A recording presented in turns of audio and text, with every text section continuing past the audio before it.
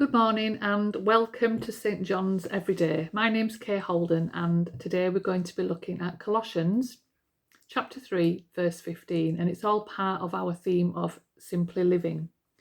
So the NIV version of Colossians 3:15 says this: "Let the peace of Christ rule in your hearts, since as members of one body you were called to peace, and be thankful." I'm also going to read that from the Message version because I like how it puts this across. So it says, "Let the peace of Christ keep you in tune with each other, in step with each other.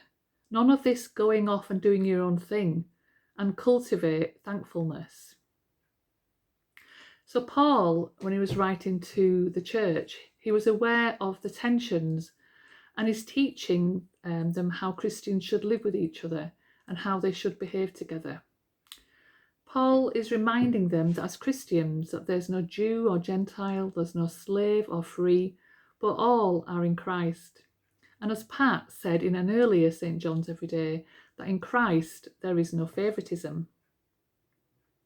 In earlier verses to this one, Paul talks about us having compassion, kindness, humility, gentleness and patience. These should be the attributes that we clothe ourselves in.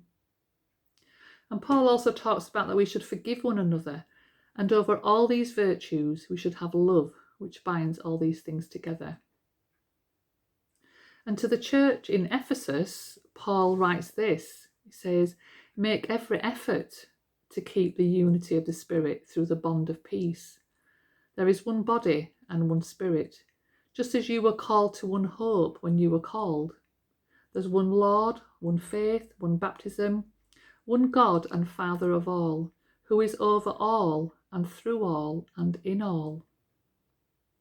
And sometimes being at peace with each other and keeping the unity of the Spirit is an effort, isn't it?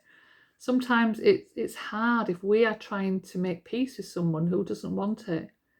Maybe you have a situation in your family, at work or at school or at church, or in the community, and you know that you should be the person to make an effort so we can be in tune with each other and in step with each other and not going off and doing our own thing, as the Message version said.